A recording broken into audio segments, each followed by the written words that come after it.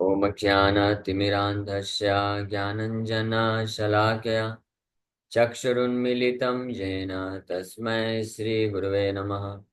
नमो विष्णुपादाय कृष्णप्रेष्ठाय भूतले श्रीमते भक्तिवेदान्तस्वामिन्निति नामिने। नमस्ते सारस्वती देवे गौरवाणी प्रचारिणे निर्विशेष शून्यवादी पाश्चात्यदेशतारिणे। नमो महावदन्याय कृष्णप्रेमप्रदायते कृष्णाय कृष्णचैतन्यनामने गौरतुसे नमः। जय श्री कृष्ण चैतन्य प्रभु नित्यानंद श्री अद्वैत गदाधर शिवासादि गौर भक्त वृंद। हरे कृष्णा कृष्णा कृष्णा हरे हरे, हरे राम राम राम हरे हरे। हरे कृष्णा। तो आप सभी भक्तों का हार्दिक स्वागत है आज के प्रातःकालीन श्रीमद् भागवतम के चर्चा में। तो हम लोग चर्चा कर रहे हैं श्रीमद् भागवतम फर्स्ट कैंटो पहला स्कंद और छठा अध्याय, और इसका श्लोक संख्या 15 तक चर्चा किए थे।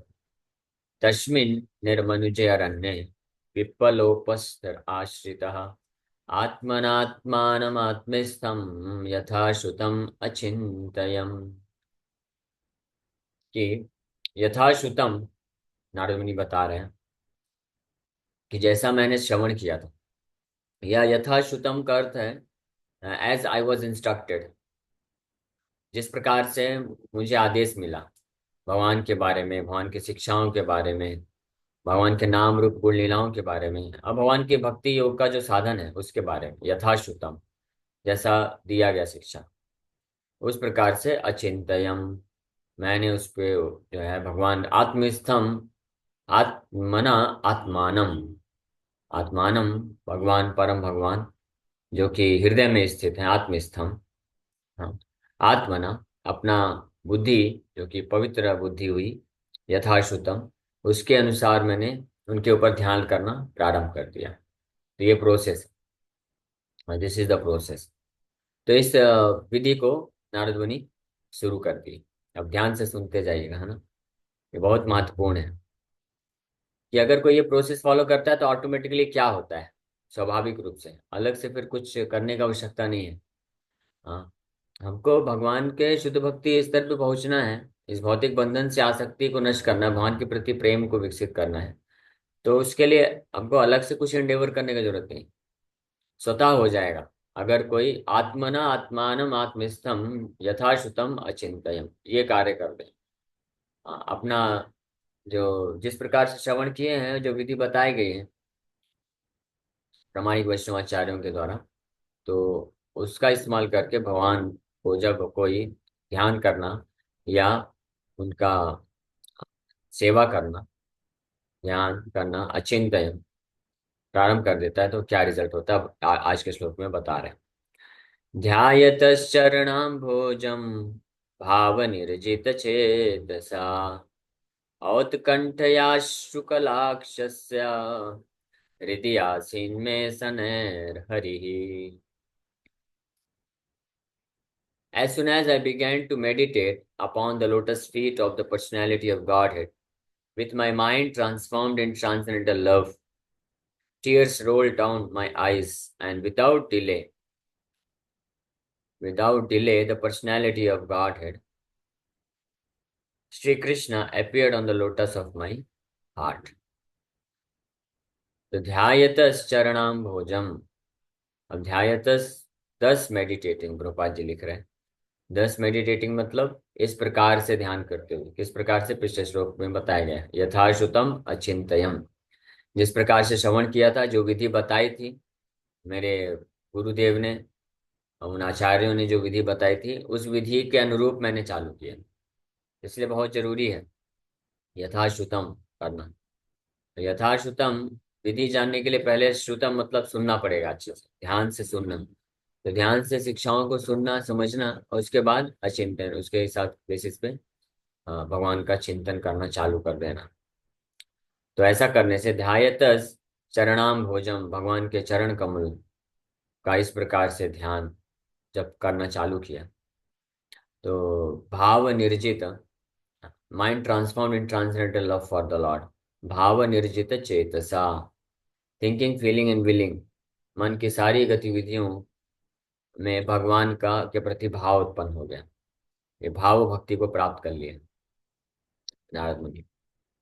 ध्यायतस चरणाम भोजम भाव निर्जित चेतसा। और औत्कंठया, उत्कंठा या औत्कंठया, ईगरनेस, औत्कंठ्य अश्रुकलाक्षस्य हृदय आसीन में सनैर हरि। इस प्रकार से भाव को प्राप्त किए और उसके प्रभाव से, उसके फलस्वरूप आंखों से अश्रुधारा बहने लग गई और भगवान हरि इनके हृदय में जो है प्रकट हो गए। हृदय में तो ऑलरेडी है, बट बिना without delay the personality of God Shri Krishna appeared on the lotus of my heart. हृदय में विद्यमान हो गया, उपस्थित हो गया। तो ये है ध्यायतस चरणाम भोजन। ध्यायतस चरणाम भोजन का अर्थ क्या है? भगवान के चरण कमलों का ध्यान करना, यथाश्रुतम, जिस प्रकार से इंस्ट्रक्शन दिया गया था। जैसे हमको इंस्ट्रक्शन दिया है, मार्गदर्शन दिया गया, आदेश दिया गया है कि भगवान के पवित्र नामों का जप करना, हरे कृष्ण महामंत्र का जप करना बिना अपराध के, निरपराध, ये है आदेश। ध्यान पूर्वक बिना अपराध के भगवान के नाम का जप करना, ये है विधि प्रदान की गई है।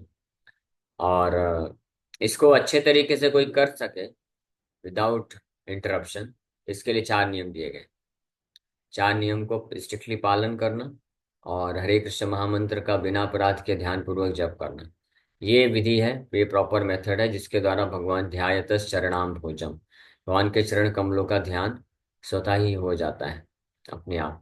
और जैसे ही भगवान के इस प्रकार से चरण कमलों का ध्यान होता है तो हृदय शुद्ध हो जाता है और भाव, कृष्ण के प्रति प्रेम स्वाभाविक रूप से प्रकट हो जाता है। ये एक विज्ञान है। इस विज्ञान भले हमको पता भी ना हो ये कैसे होगा, लेकिन विज्ञान तो कार्य करेगा। जैसे कोई दवाई लेता है तो अगर ऑथराइज डॉक्टर है, उसके पास जाकर के जो डॉक्टर ने दवाई प्रिस्क्राइब किया, मेडिसिन, उस दवाई को बस वो ले लेता है कोई व्यक्ति, जैसा जैसा डोज बताया गया है और जिन जिन बातों का ध्यान रखने के लिए बोला गया है, जिन जिन चीज़ों को परहेज करने के लिए डॉक्टर ने बोला है, उन सब को अगर कोई विधिवत पूरा अच्छे तरीके से पालन करेगा तो स्वाभाविक रूप से कुछ दिन में उसका बीमारी दूर हो जाएगा। इसमें कोई डाउट ही नहीं। पता भी नहीं चलेगा, बिना पता चले भी दवाई खाने पे पता नहीं चलता कि कैसे केमिकल जा करके जो है दवा बीमारी को दूर कर रहा है, उसका जरूरत नहीं है, लेकिन दवाई अपना काम करेगा। उसी प्रकार से जो डॉक्टर, इसलिए गुरु साधु को डॉक्टर वैद्य बोला गया है। गुरु करना, गुरु बनाना या साधु का आश्रय लेना, तो यार तो ये कोई एक फैशन नहीं है कि हाँ ठीक है आपकी कुछ बातें अच्छी लगती है तो हम पालन करेंगे। ये 4 नियम है, ये जो प्याज लहसुन वाला नियम है ना, ये हमारे बस का नहीं है, हम नहीं कर सकते। तो ऐसा ऑप्शनल नहीं है। गुरु बनाना, ये साधु भक्तों का आश्रय लेना एक सीरियस बिजनेस है और सीरियस लोगों के लिए। हाँ, सीरियस पेशेंट के लिए। हर कोई सीरियस पेशेंट है इस भौतिक जगत में, लेकिन जो गंभीर है, सीरियस है, अपने आप को भवबंधन से मुक्त करना चाहते हैं, उनके लिए है गुरु। तस्मात् गुरुम प्रपद्येत जिज्ञासु श्रेय उत्तमम। श्रेय और उत्तम, जो अपना अल्टीमेट गुड चाहते हैं, वास्तविक लाभ प्राप्त करना चाहते हैं जीवन से, ऐसे लोगों को जिज्ञासु यानी दोज हु आर ईगर, जो इच्छा रखते हैं, तीव्र इच्छा है जिनका अपने जीवन में वास्तविक लाभ। हाँ, वास्तविक लाभ क्या है? वास्तविक लाभ है नते विदु स्वार्थ गतिम ही विष्णु, स्वार्थ गतिम ही विष्णु, भगवान विष्णु, भगवान कृष्ण के चरण कमलों को प्राप्त करना, ये अंतिम लक्ष्य है। और वो लक्ष्य प्राप्त करने से और स्वाभाविक रूप से इस भौतिक जगत से व्यक्ति मुक्त हो जाता है, भगवान के दिव्य धाम को प्राप्त कर लेता है। तो जो कन्विंस है इस बात पे कि ये भौतिक जगत मेरे लिए नहीं है, ये भौतिक जगत में मैं सुखी नहीं रह सकता हूँ, मुझे इस भौतिक जगत का थर्ड क्लास हैप्पीनेस नहीं चाहिए। हाँ, मुझे वही चाहिए, क्या? अल्टीमेट जो हैप्पीनेस है, भगवान के दिव्य धाम में जा करके भगवान का दिव्य तरीके से सेवा करना, पूरी तरह से हृदय शुद्ध है।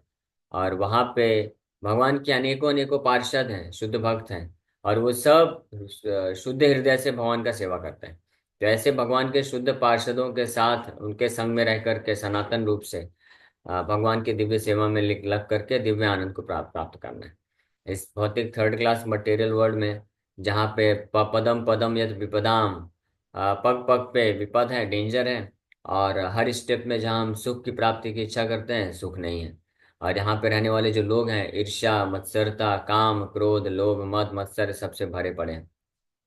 चाहे वो कोई भी व्यक्ति हो, इस संसार में हर व्यक्ति जिसने भी ये भौतिक शरीर ग्रहण किया है, हाँ, इसका मतलब वो एक क्रिमिनल है, अपराधी है। ये भौतिक जगत को क्या बोला जाता है? दुर्ग बोला जाता है। तभी तो दुर्गा देवी इंचार्ज हैं। दुर्ग मतलब प्रिजन हाउस, जेल है ये। और दुर्गा देवी जेलर है। हाँ। और हम सब कैदी हैं। कैदी का प्रूफ क्या है? ये जो भौतिक शरीर, ये चमड़ी वाला जो शरीर मिला है, ये जो शरीर है, ये ड्रेस है इसका। क्या बोलते हैं, कैदियों का ड्रेस, जैसे कैदी लोग ड्रेस पहनते हैं ना। इसलिए प्रभुपाद जी बोलते हैं, anyone who has accepted this material body, he is a sinful person, he is a criminal. वो अपराधी है। भले ही कितना भी मासूम दिखे, कुछ भी दिखे, हमको स्वीकार कर लेना चाहिए कि हम अपराधी हैं, क्योंकि हमने भौतिक शरीर ग्रहण किया है। अगर हम, if we are free from all sins and all offences, अगर हम हर प्रकार के अपराध और पाप से मुक्त हैं, हम मासूम हैं, हाँ, कोई निर्दोष है पूरी तरीके से, तो हम ये भौतिक जगत में क्या कर रहे हैं? जेल में क्या कर रहे हैं? कोई कैदी है, वो जाके बोलता है जेलर को, मैं पूरी तरह से निर्दोष हूँ, मेरा कोई दोष नहीं है, मैंने कुछ नहीं किया है, रोता है, गिड़गिड़ाता है। हाँ, लेकिन the very fact that you are in the jail, ये बात अपने आप में कि आप जेल में हैं, जेल का ड्रेस पहने हैं, इसका मतलब आप अपराध में, आपने अपराध किया है। हालांकि यहाँ पे तो जो जेल होते हैं, वहां पे तो कोई निर्दोष होता है, उसको भी सजा मिल जाती है। तो वो अलग बात है, क्योंकि समाज भ्रष्ट है, भौतिक जगत ही भ्रष्ट है, इसलिए ये हो सकता है। लेकिन ये भौतिक जगत रूपी जो जेल है, यहाँ पे जो भी जीवात्मा है, ब्रह्मा जी से लेकर के पाताल तक, हर एक जीवात्मा, चींटी से लेकर के इंद्र तक, इंद्रगोप, एक कीड़े से लेकर के इंद्र तक, ब्रह्मा तक, जितने भी जीवात्मा इस भौतिक जगत में हैं, सब के सब दोषी हैं। सब ने कुछ न कुछ अपराध किया है। अपराध के कारण ही हम इस भौतिक संसार में फंसे हुए हैं। तो इसलिए हम ये तो नहीं बोल सकते कि हम अपराधी नहीं है, दोषी नहीं, दोष किया है। हाँ। तो इसलिए ये भौतिक जगत से जो छुटकारा प्राप्त करने का इच्छा रखते हैं, जो those who are no more interested in enjoying in this material world, those who are done with material lust, Prabhupada ji एक जगह लिखते हैं, those who are done with material lust they are eligible to go back home, back to God. जो इस भौतिक जगत से कोई भी भौतिक सुख प्राप्त करने की कामना अब नहीं रखते हृदय में, वो लोग वास्तव में योग्य हैं इस भौतिक संसार को त्याग करके भगवान के दिव्य धाम को प्राप्त करने के लिए। क्योंकि वो कन्विंस हो जाते हैं, ये समझ जाते हैं तो उनकी बुद्धि विकसित हो जाती है।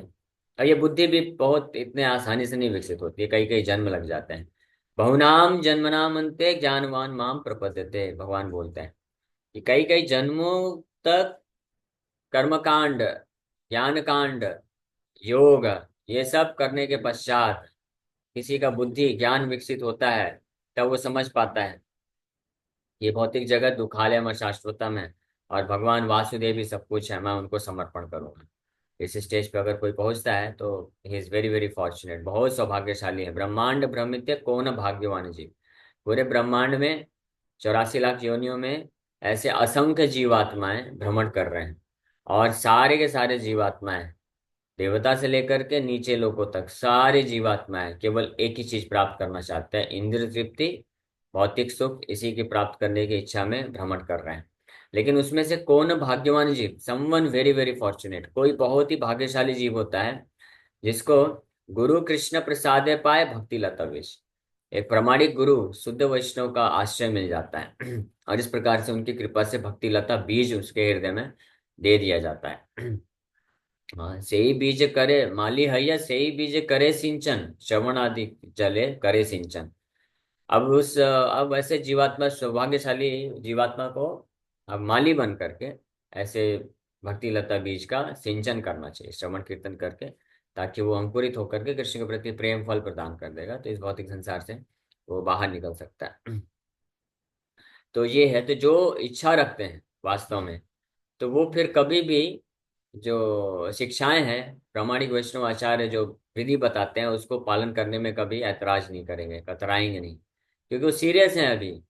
हाँ, जो बने, जैसे जो बीमार है, अपनी बीमारी को दूर करना चाहता है, तो डॉक्टर कुछ भी बोलेगा, डॉक्टर उसके लिए भगवान हो जाता है। ये भी ऐसा बोलते भी है ना। कि मरीज के लिए, पेशेंट के लिए डॉक्टर ही भगवान है, उसी प्रकार से हम सब मरीज हैं भवसागर में। हाँ, ये भवरोग हो चुका है हमको। भवरोग का अर्थ होता है, भव मतलब जन्म मृत्यु, पुनरअपि जन्मम पुनरअपि मरणम। बार बार जन्म लेना, बार बार मृत्यु, और फिर जन्म मृत्यु के विषय में तो बहुत सारा सिलसिला चला है, वो तो आप सबको पता ही है। जन्म लेने के बाद क्या क्या कष्ट को उठाना पड़ता है, फिर बुढ़ापा आता है, फिर फाइनली मृत्यु होती है।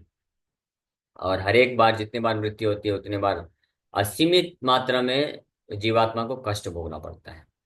जो भी जीवात्मा देहात्म बुद्धि में होते हैं, वो मृत्यु के समय जैसे जैसे मृत्यु के नजदीक जाते जाते हैं, वैसे वैसे उनका और जो है कष्ट बढ़ता जाता है।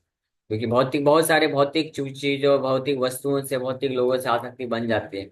अब वो इस बात को जो है एक्सेप्ट नहीं कर पाते हैं कि हमको ये सब छोड़ के जाना पड़ेगा। इसलिए मृत्यु के समय बहुत कष्ट होता है। फिर वापस से जन्म जन्म लेना, फिर वो अपने आप में कष्ट है, माँ के गर्भ में 9 महीने तक रहना। फिर वापस से जन्म लेता है, फिर उसको चलना सीखना पड़ता है, खाना सीखना पड़ता है, बोलना सीखना पड़ता है, स्कूल कॉलेज में जाकर पढ़ाई सीखना पड़ता है, फिर वापस से अपना नया सेटअप करता है, जॉब करता है, धंधा करता है, विवाह करता है, बच्चों को फिर बड़ा करता है। तो वही सिलसिला वापस से चालू हो जाता है। कोई नया चीज नहीं होता है। जो कई कई जन्मों में कर चुका है, फिर वापस जा करके वही कार्य करना पड़ता है। और ये सब में इतने सारे, मुंबई की भाषा में मगजमारी बोलते हैं, संघर्ष करना पड़ता है, मगजमारी लेना पड़ता है। हाँ, लेकिन दुर्भाग्य है कि इतना सारा मगजमारी लेते लेते भी उसको कंटाल नहीं आता है भौतिक जगह से। हाँ, कंटाल मतलब उसको अच्छा ही लगता है, हाँ कर लेंगे कर लेंगे। आप देखिए, इतने सारे लोग हैं, इतना कष्ट उठा रहे हैं, संघर्ष कर रहे हैं, केवल जीवन यापन करने के लिए। मुंबई जैसे स्थान में व्यक्ति को तो 8-10 घंटे जॉब करके जीवन यापन भी नहीं कर सकता है, ऐसी स्थिति हो चुकी है। एक साधारण व्यक्ति जो है, हाँ, उसको वो कर ही नहीं सकता है, को करना ही पड़ता है, हस्बैंड वाइफ दोनों को जॉब करना पड़ता है, कुछ ऐसी स्थिति हो चुकी है। लेकिन इतना कष्ट होने के बाद भी फिर भी व्यक्ति डिटरमाइंड है कि नहीं, हम इसी भौतिक संसार में रहना चाहते हैं। यही जो थर्ड क्लास हैप्पीनेस है, भौतिक तुच्छ मटेरियल सुख है, भौतिक सुख है, उसके पीछे फिर भी वो पागल रहता है। उसको पकड़ के बोलो आप कहाँ भाग रहे हो, ये लो भगवद गीता पढ़ो और अपने आप को बचाओ, जीवन का सही रास्ता चूज करो। तो बोलता है समय नहीं है, नहीं नहीं, ये सब नहीं, अभी नहीं, हमको तो अभी और कुछ चाहिए। इसलिए बहुत बहुत डिफिकल्ट है। माया इतनी शक्तिशाली है कि आवरण कर देती है, ढक देती है पूरी तरीके से। जितना भी किकिंग पोटेंशियल, उसको इतना कष्ट मिलता है, लेकिन फिर भी माया उसको फाइनली ढक देती है। और माया के ढक आवरण होने के कारण वो वापस से फंस जाता है और कभी भक्तों का संग नहीं ले पाता है।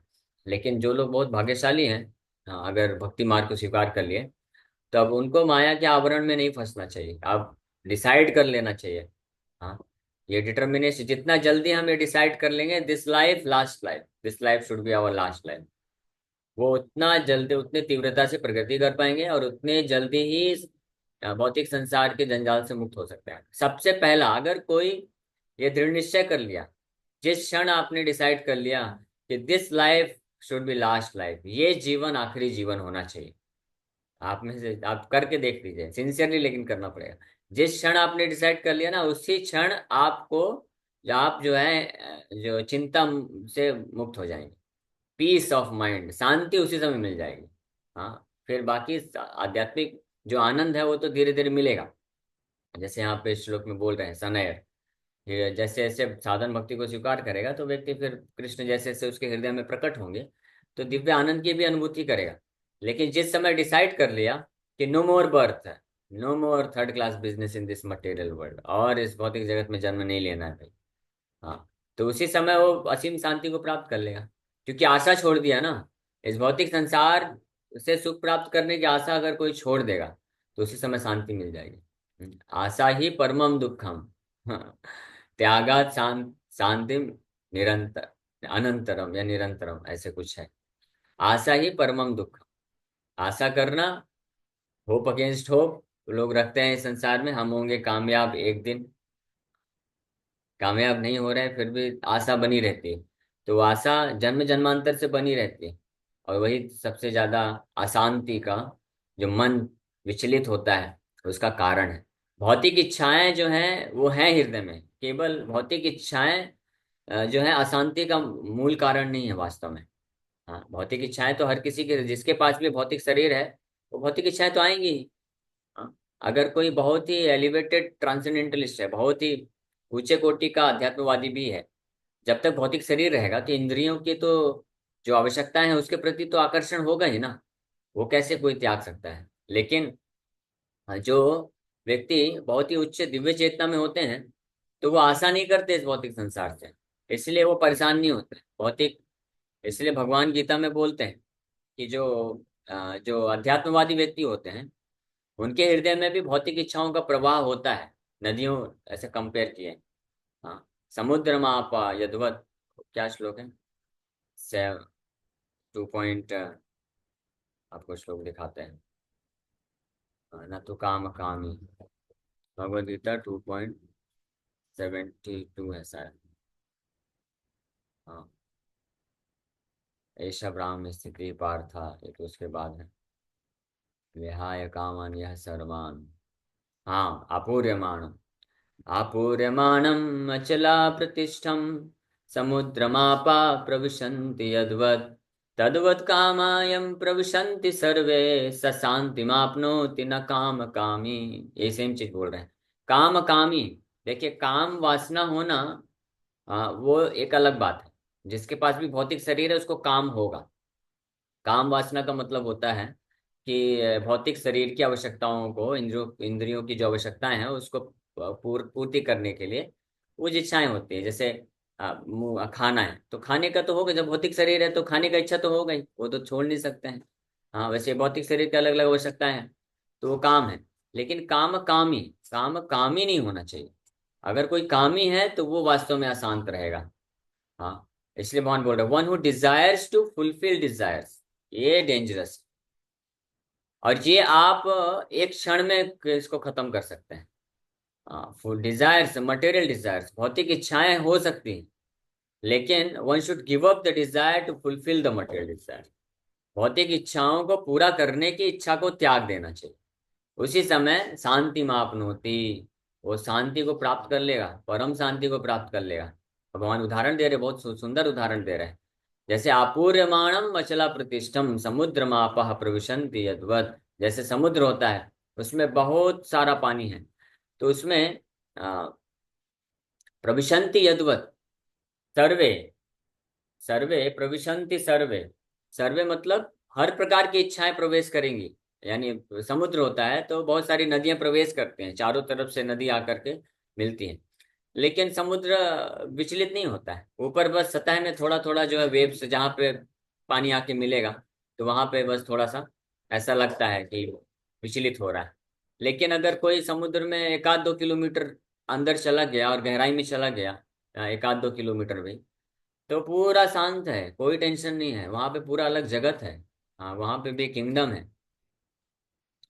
तो इसी प्रकार से जो न काम कामी, जो जो ये इच्छा नहीं रखता, कामी नहीं है, जो काम, काम वासना हो सकता है, भौतिक इच्छा हो सकती है लेकिन कामी नहीं है। कामी मतलब भौतिक इच्छाओं को पूर्ति करने की इच्छा नहीं है। ग्रहाव्रता नाम, उसी को प्रहलाद महाराज बोलते हैं, ग्रहाव्रता नाम, दूसरे शब्दों में बोलते हैं मतिर न कृष्ण, मतिर न कृष्ण। हाँ, कृष्ण के प्रति मति नहीं लगेगी, किसको, मतिर न कृष्ण पर तो स्वतो वा, मतिर्न कृष्णे परतो परतः स्वतो वा, मिथो अभिपद्येत ग्रहावृतानाम् अदांत गोभिर्विशताम तमिश्रम पुनः पुनश्चर्वितचर्वणानाम्। तो बोल रहे हैं ऐसे व्यक्ति के को कभी कृष्ण के प्रति मति आ ही नहीं सकते हैं, किसके। हाँ, वो मिथो अभिपद्येत ग्रहावृतानाम, चाहे वो खुद के प्रयास कर ले कितना भी, और कई लोग मिलके भी उसको प्रयास कर ले, बैठा के अच्छे से समझा भी दें उसको और उसके गुरुजी अपना सिर फोड़ के बैठ जाएंगे लेकिन फिर भी उसकी मति नहीं लगेगी। ये बहुत इंपॉर्टेंट है। इसलिए दोनों होना चाहिए। कुछ शिष्य का भी योग्यता है होना चाहिए, और गुरु भी योग्य होना चाहिए, पावरफुल होना चाहिए, शिष्य भी योग्य होना चाहिए। जैसे बीज होता है तो बीज पावरफुल होना चाहिए, तो जमीन अगर उपजाऊ होगी तो उसमें डालेंगे तो पौधा वृक्ष बन जाएगा। लेकिन जमीन अगर पत्थर में बीज डाल देंगे तो कितना भी सिंचाई करते रहे, 10,000 वर्षों तक भी डाल देंगे, कुछ निकलने वाला नहीं उसमें से। तो उसी प्रकार से दोज वर ग्रह व्रता नाम, जो ग्रह व्रता नाम है, ग्रह व्रता नाम का मतलब वही है काम कामी, जो भौतिक इच्छाओं को पूरा करने के लिए डिटरमाइंड है। व्रता नाम व्रत लेके रखे हैं। जैसे हम लोग एकादशी व्रत लेते हैं ना, एकादशी व्रता नाम मतलब कुछ भी हो जाए एकादशी के दिन अनाज नहीं खाएंगे। हाँ, निर्जला नहीं कर पाए तो नहीं कर पाए, ठीक है, लेकिन फ्रूट जूस पी लेंगे। हाँ, साबूदाना खिचड़ी खा लेंगे, कुछ भी कर लेंगे, लेकिन अनाज बिल्कुल नहीं खाएंगे, चाहे मृत्यु क्यों ना हो जाए। इसको बोलते हैं एकादशी व्रताना। उसी प्रकार से ग्रह व्रताना वो लोग होते हैं कि कुछ भी हो जाए, आप कितना भी सिखा दो, कितना भी प्रवचन दे दो, कुछ भी कर लो, हम तो संसार को नहीं छोड़ेंगे, हमको इस भौतिक संसार में ही सुख भोगना है, दैट्स ऑल। तो ऐसे लोगों का मति कभी कृष्ण में नहीं लग सकता है। इसलिए ग्रह व्रता नाम को छोड़ देना चाहिए, इस व्रत को त्याग देना चाहिए, इसको फास्ट को ब्रेक कर देना चाहिए। हाँ, इस उपवास को तोड़ दीजिए। ग्रह व्रता नाम, जो कई कई जन्मों से हम इतना ये व्रत लेके बैठे हैं, तो इसको तोड़ देना चाहिए। और कौन सा व्रत धारण कर लेना चाहिए? कृष्ण व्रता नाम, एकादशी व्रत धारण करिए, कर्मकांडी व्रतों को तोड़ दीजिए। कर्मकांडी व्रत मतलब ग्रह व्रता नाम, और एकादशी व्रतानाम मतलब कृष्ण व्रतानाम। तो ग्रह व्रतानाम को छोड़ करके कृष्ण व्रतानाम, कृष्ण का व्रत ले लेना चाहिए। कृष्ण के लिए, कृष्ण व्रतानाम का अर्थ होता है कि only Krishna and Krishna, that's all. हमको अब इस लाइफ में केवल कृष्ण चाहिए और कुछ नहीं चाहिए। भौतिक इच्छाओं को पूरा करने के लिए तत्पर ना होना। तो जो लोग वहीं दूसरे जो ग्रह व्रतानाम होते हैं, तो अदांत गोभीर, they can not control their senses, वो अपनी इंद्रियों को संयमित नहीं कर सकते हैं। वहीं जो जितेंद्रिय होते हैं, तो जितेंद्रिय का अर्थ ये नहीं होता है कि जो व्यक्ति जितेंद्रिय हैं, सेंस कंट्रोल हैं, तो ऐसा नहीं है कि उनके हृदय में भौतिक इच्छाएं नहीं आती हैं, उनके सेंसेस इंद्रियां विचलित नहीं होती। वो तो होंगे ही, क्योंकि वो तो इंद्रियों का स्वभाव है, मन का स्वभाव है, चंचलमी मनहा कृष्णा प्रमाति बलवत दृढ़म। लेकिन जितेंद्रिय या सेंस कंट्रोल का अर्थ होता है, आत्मसंयमी का अर्थ होता है कि वो ग्रह व्रतानाम नहीं होते हैं। They do not desire to enjoy the senses, भौतिक इच्छाओं को पूर्ण करने की इच्छा नहीं रखते वो लोग, कृष्ण व्रतानाम होते हैं, इसलिए वो जितेंद्रिय बन जाते हैं। वही दूसरे जो ग्रह व्रतानाम होते हैं, वो अपनी इंद्रियों को कभी संयमित नहीं कर पाएंगे, क्योंकि वो तो इंद्रियों के पूरी तरह से वशीभूत हैं। और यही कारण है अदांत गोभिर विशताम तमिश्रम। विशताम मतलब डेट गो डीप इनटू तमिश्रम, तमोगुण के, हाँ, तमोगुण में पूरी तरह से जाके प्रवेश कर जाते हैं। ये विशताम तमिश्रम का मतलब है कि एनिमल स्पीसीज को प्राप्त करते हैं, पशु पक्षियों के योनियों में वो ढकेल दिए जाते हैं, because of being unable to control their senses, अपनी इंद्रियों को संयमित संयमित ना कर पाने के कारण। हाँ, तो कोई भी जितेंद्रिय बन सकता है, जितेंद्रिय मतलब सेंस कंट्रोल बन सकता है, अगर वो ये व्रत को तोड़ दे तो, अपना फास्ट ब्रेकिंग कर दे। फास्ट ब्रेकिंग का टाइम हो चुका है, तोड़ दीजिए। मनुष्य जो जन्म है, ये फास्ट को ब्रेक करने के लिए है। हाँ, ये जो ग्रह बताना, भौतिक सुख को प्राप्त करने का जो हमने व्रत ले रखा है, इसको तोड़ने का समय आ गया, इसको तोड़ देना चाहिए। जितना जल्दी तोड़ देंगे उतना जल्दी हमको शांति मिल जाएगी। स शांति मापनोति न काम कामी, ऐसा व्यक्ति परम शांति को प्राप्त कर लेगा। इसलिए आशा ही परमम दुखम, आशा करना इस भौतिक संसार में सुख की, यही सबसे बड़ा दुख है। और जिस समय त्यागात शांतिम अनंतरम, ये भौतिक इच्छाओं को पूर्ति करने की इच्छा को अगर कोई त्याग दिया, तो वो शांतिम अनंतरम, परम शांति को प्राप्त कर लेगा। ठीक है, समय हो गया, इस श्लोक पे कल हम और चर्चा करेंगे। Thank you very much. किसी वक्त में कोई प्रश्न है तो पूछ सकते हैं। हरे कृष्ण हरे प्रभु जी, कृष्णा। दंडवत हूँ। हरे प्रभु प्रणाम। जी, मेडिटेट कैसे करें? जैसे अभी नारद मुनि जी बताते कि मेडिटेट करके वो लोग लोटस फूट की सब कर रहे थे, तो मेडिटेट कैसे करें? उसके ऊपर कल हम और चर्चा करेंगे, लेकिन वो सरल विधि बताएं कि जैसा इंस्ट्रक्शन प्राप्त किया उन्होंने प्रमाणिक वैष्णव से, शुद्ध वैष्णव गुरु गुरु वर्ग से, उस विधि को पालन करते हुए मेडिटेट किए। ये विधि है, अपना खुद का हमको कुछ ऐड नहीं करना चाहिए, और जो मिला उसको सब्ट्रैक्ट नहीं करना चाहिए। इसको बोलते हैं प्रॉपर यथाश्रुतम। हाँ, जैसे हम लोग, इसलिए मैं मरीज का एग्जाम्पल बता रहा था कि जो मरीज होता है, तो अगर वो वास्तव में अपनी जो बीमारी है उससे छुटकारा पाना चाहता है, तो डॉक्टर ने जो मेडिसिन दिया है उसी को खाना पड़ेगा, उतने ही डोज में। एक्स्ट्रा कुछ ऐड नहीं कर सकता है, और जो दिया है उसको हटा नहीं सकता है। कुछ नियम बताएगा डॉक्टर, तो उस नियम को पालन करना पड़ेगा। हाँ, ऐसा नहीं कि ये मुझे अच्छा नहीं लगता है, मैं नहीं कर सकता हूँ। डॉक्टर बोलेगा कि आप तेल वाली चीजें नहीं खा सकते, तो नहीं खाना है। बोलेगा नहीं नहीं मैं तो खाऊंगा और दवाई भी लूंगा, तो फिर ठीक है, स्लो हो जाएगा।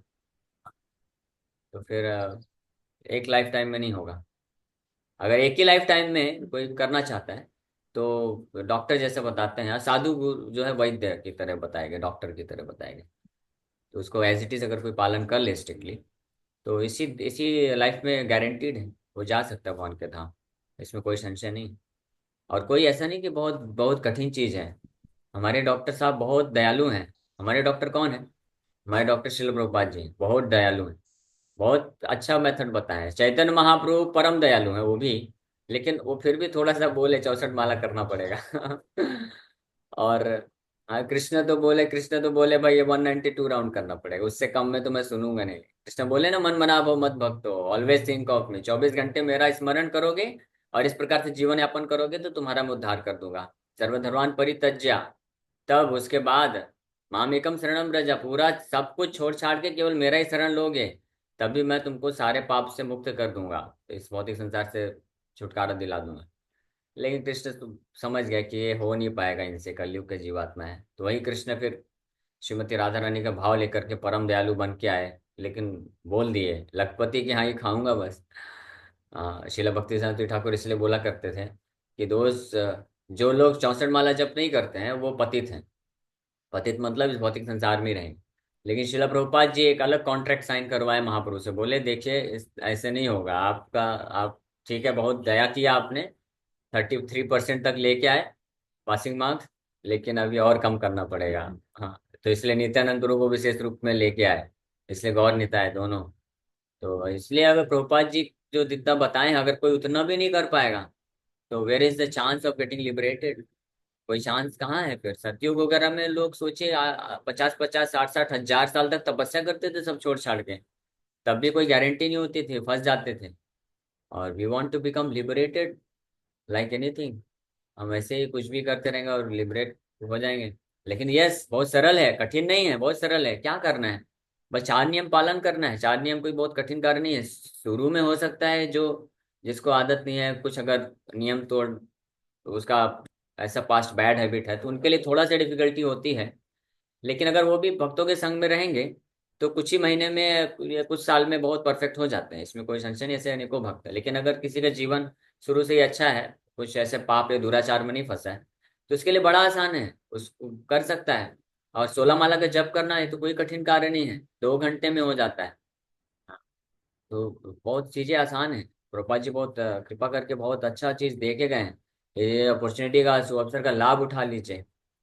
तो हम इसी जन्म में जा सकते हैं वहां के धाम, इसमें गारंटीड है। ओके। यस, रेवती जीवन प्रभु। हरे कृष्णा, दंडवत प्रणाम प्रभु। प्रभु धन्यवाद जी, प्रभु हम बोलो। भक्ति करते हैं तो भक्ति करते करते कभी कभी ऐसा प्रॉब्लम आ जाता है कि माया देवी इतनी कृपा कर देती है कि भक्ति छुड़ा देती है। मैं विग्रह की सेवा में हूँ, डीटी सेवा में हूँ प्रभु जी। अभी क्या, इधर चाची गुजर गई तो बोले जाओ वहां पे उनका कार्यक्रम करो, जब तक तुम मंदिर में मत जाओ तुम्हारे को सूतक लगा हुआ है। क्या क्या प्रॉब्लम आते रहते हैं। जब मैं सोचता हूँ कि यार कितने अच्छी तरीके तो से उनको मत प्रभु जी ने बताइए। समझाया था कि माया कितना प्रबल है, हमारे पे कितना आपको, असर कर रही है। हाँ मैं समझ गया समझ गया। तो जैसे माया बहुत ट्रिकी है तो आप भक्तों को भी ट्रिकी बनना पड़ेगा। हाँ। यस प्रभु। तो जब इसलिए जिनको ऑब्जेक्शन बोले कि आप मत जाओ मंदिर में, विग्रह का सेवा मत करो, ऐसा है तो उनको मत बोलिए कि मैं विग्रह सेवा नहीं जा रहा हूँ, मैं बस बाहर से दर्शन करने जा रहा हूँ। अब भगवान का सेवा करिए बिंदास होकर के। ठीक है। तो आपको भी थोड़ा सा ऐसे करना पड़ेगा, स्पेशली जो ठीक है जो ब्रह्मचारी हैं उनको तो आसान हो जाता है, कोई रोक टोक नहीं है। लेकिन जो गृहस्थ घर गृहस्थी में है तो कई बार स्टेट सीधी उंगली से घी नहीं निकलते, तो उंगली टेढ़ी भी करना पड़ता है। अब बहुत सारे फंक्शन होते रहेंगे, अगर आप सारा, अभी जैसे शादी ब्याह का टाइम चल रहा है, आप हर शादी ब्याह अटेंड करेंगे तो हो गया भक्ति का, तो हरी बोल हो जाएगा। तो आपको कुछ कभी कभी बहाने बना करके अवॉइड करना चाहिए कि अभी तबीयत खराब है या तो ये है वो है, या केवल 1-2 घंटा जाके अटेंड करके आ जाना। तो ये आपको इस पे विचार करना पड़ेगा। नहीं तो हम तो ऐसे हर साल फंसे ही रह जाएंगे ना, कितने सारे सगे संबंधी हैं, फिर और बहुत सारे जो बच्चे फिर हो रहे हैं, फिर वो बड़े होंगे, फिर उनका विवाह, फिर उनके उनके विवाह, फिर ऐसे तो फंस ही जाएंगे। तो विवाह हुआ, फिर इसी प्रकार से अलग अलग सेलिब्रेशन। तो माया बहुत पावरफुल है। प्रभु, दंडवत ओके। प्रणाम। हरे हरे कृष्ण। कृष्णा। ठीक है, अभी समय हो गया, कहीं पे विराम करेंगे।